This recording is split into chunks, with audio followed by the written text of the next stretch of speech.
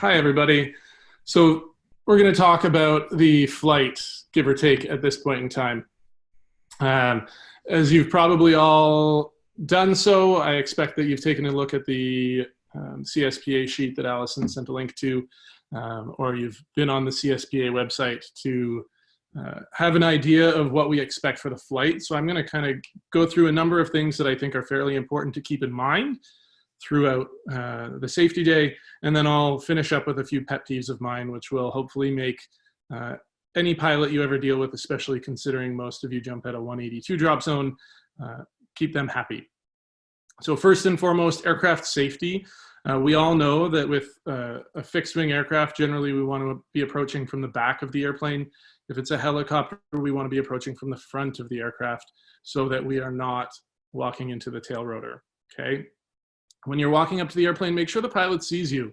Don't just go running towards an airplane when nobody is paying attention to you. It's not particularly safe. And when you're getting into a Cessna 182 especially, make sure that you're paying attention to the weight and balance, specifically making sure that you're not throwing 3 people in the back of the airplane and you don't have a pilot in there and you're doing silly things. Make sure that you keep the weight balance so that we don't end up with the tail on the ground and we can't be jumping for the rest of the day. Once we're actually in flight, if there were to be an aircraft emergency below 1,500 feet, you're going to be keeping your seatbelt on. Ideally, you haven't taken it off yet. You're going to be keeping your helmet on because you had it on for the takeoff. If for whatever reason you had it strapped onto your seatbelt for the takeoff, make sure that you put it on your head and prepare to land in the airplane. Above 1,500 feet, but below 2,500 feet or whatever altitude you feel safest at, you're going to be going out on your reserve. Above 2,500 feet, or again, for those that maybe jump a smaller parachute or don't feel particularly safe at 2,700 feet or 3,000 feet going out on a main, get out on your reserve. But otherwise, get out on your main parachute, okay? If you've got a student in the airplane or you're in the airplane with a student, we're going to keep in mind for instructors that 3,000 feet is our minimum main canopy deployment altitude. So if we're below 3,000 feet, it's going to be advising students that they need to get out on their reserve parachutes. That brings up an important point about the chain of command in the aircraft as well. As you're all probably well aware, the pilot is the one in command. And if there are students on board, then any information that's being passed along is going to be passed to the instructor. And the instructor is going to be setting the tone from there, having students get out as necessary, whether that's on their reserve or on their main parachute. Beyond the instructor, it's going to be fun jumpers and then students, okay? So for those of you that are instructors and will be instructing this summer, make sure you keep that in mind. Pilot will chat with you and then you will direct others, okay?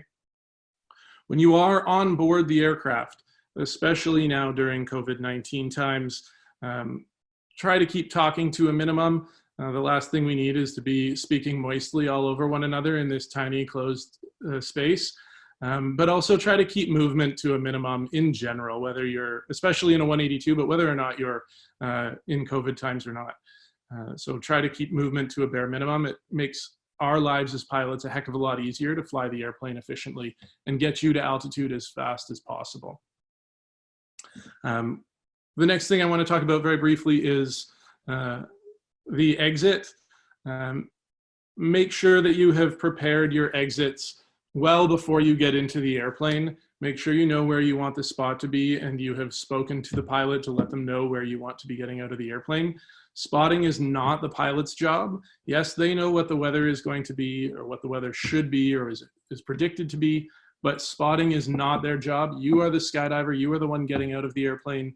Spotting is what? Just go. Yeah.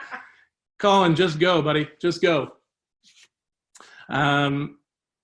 So you're the one that's responsible for spotting, and you guys are the ones responsible for exiting in the correct order. So make sure that you know your exit order before you get out of the airplane, and even better, before you get into the airplane, so that you're not moving around in the airplane, throwing off, again, the weight and balance, and making my flight up to altitude less efficient and therefore slower for you guys. And the last couple things that I want to talk about are a couple little pet peeves of mine as a pilot, especially in the Cessna 182.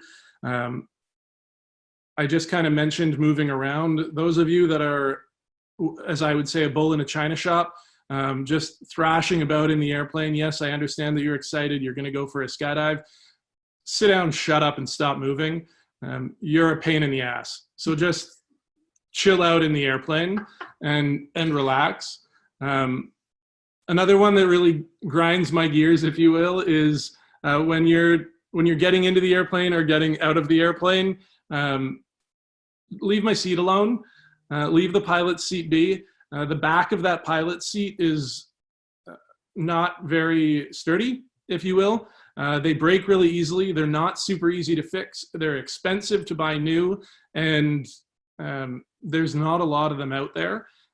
And if you break the back of the pilot's seat, he's not going to be able to land the airplane very well. And you probably want to jump again later in the day. So don't touch the seat. The last one that I want to remind jumpers about, but especially instructors about, when you're sitting in the JM seat, this goes for tandem instructors and for a JM dispatching a student, your back, your rig is right up against my controls, the power of the prop and the mixture. So the fuel, how the prop runs, and how much fuel is getting into the engine, okay? When you move backwards to give somebody space to get by you, you're hitting those controls and you can cause damage to the engine. What I need you to do is, instead of pushing back to get out of the way, rise up to get out of the way. Lift yourself up, suck your gut in a little bit, and give people that space. You don't need to push back against the dash of the airplane to give more space. You can go up, especially if you are on your knees. And if you're a tandem instructor, you're on your butt, sit up nice and straight so that you can let your passenger get their legs out really easily. That way you're not hitting the controls and causing problems with the airplane, especially if we're, say, flying at a low airspeed and I need the power setting that I'm on to make sure that that airplane stays in the air. Any questions? All right, Nick. So I have to apologize. I didn't see any show of hands. I don't know if anyone has any questions. If you do, just write it in the chat. Nick, you're so brilliant. I don't think